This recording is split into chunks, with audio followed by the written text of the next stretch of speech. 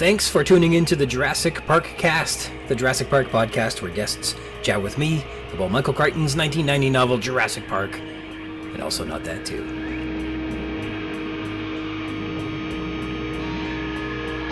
A big shout out to Christoph Oakes of Snail, and a big thank you to him for letting me use his band's music to score this podcast.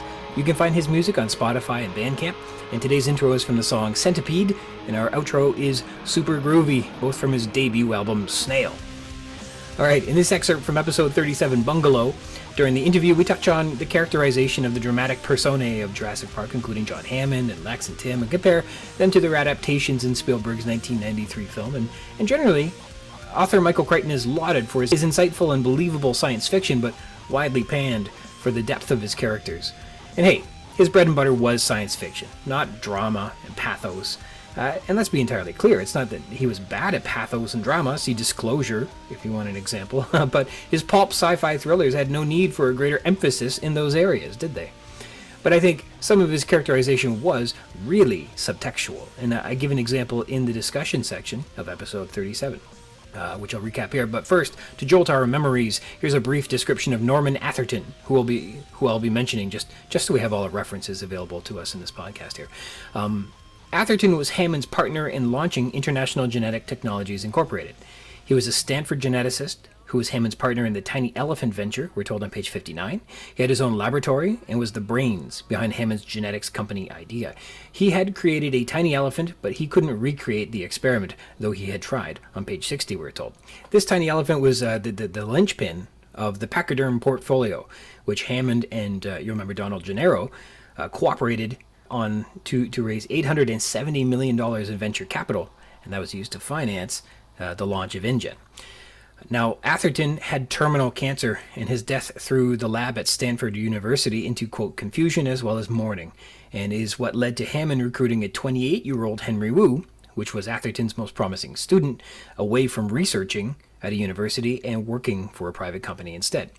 And that partnership, if this means anything to you, I think that the Hammond and Atherton partnership is designed to parallel the real-life partnership formed in April 1976 between the real-world venture capitalist Robert Swanson and real-world biochemist Herbert Boyer from the University of California. Together, they founded a commercial company employing Boyer's gene splicing techniques called Genentech, or Genentech? I don't know. Which, according to the text, quote, quickly became the largest and most successful of the genetic engineering startups. So with Atherton's description available to us, let's get back to the subject of Henry Wu's character arc in the novel Jurassic Park. Have a listen. Neutering the dinosaurs. Frequently, we talk in this novel how the science is next level, but the writing isn't exactly top drawer. We've chuckled a few times in admitting that Crichton was a best-selling author, but he'll never be mistaken for one of the greats of the English canon with Orwell and Dickens, Steinbeck and Hemingway, or Atwood and Ondaatje. But his character design for Henry Wu might be a low-key expression of real genius. And hear me out. Wu was once, quote, eager to make a name for himself, the top of his class, equipped and capable of continuing the legacy of Norman Atherton's lab, which created the pygmy elephant that captured the imagination of investors and floated the construction of Jurassic Park. Wu was the protege to follow in Atherton's footsteps, recruited to take a shot at the impossible, and he did it! He cloned extinct animals from impossible sources of DNA to bring living, breathing dinosaurs so authentic that the world's foremost paleontologist agrees they are true dinosaurs. A certifiable genius and wunderkind who was orphaned, but then nurtured and encouraged by his next benefactor, John Hammond, to achieve the impossible. He was incredibly empowered and did incredible things with that power. We learn in episode 25, version 4.4, that for 2 years now, Wu has become merely an administrator, supervising teams of researchers and banks of computer-operated gene sequencers on 125. Making dinosaurs at Jurassic Park has become routine, and the process is all figured out. He feels like he's not needed anymore.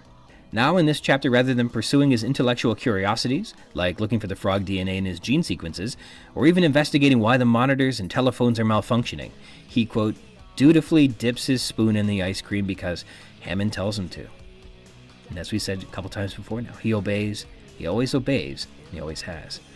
Crichton has written a character here who was tasked to neuter all the animals at Jurassic Park, and in the process, it is he who has become the neutered. Well played, Crichton.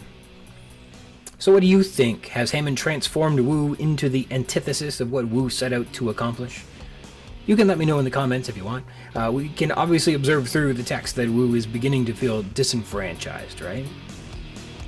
Okay, a big thank you to you for tuning in. Thank you. If you're interested in more of the podcast, you can find it wherever podcasts are. And you can look for Juras-Sick Park-Cast, including those hyphens, or Jurassic Park Podcast. That might work too. You can probably find it. And if you like the videos, you can like and subscribe or receive notifications when a new one is available, because there's a lot more to come. Thank you very much. Until next time.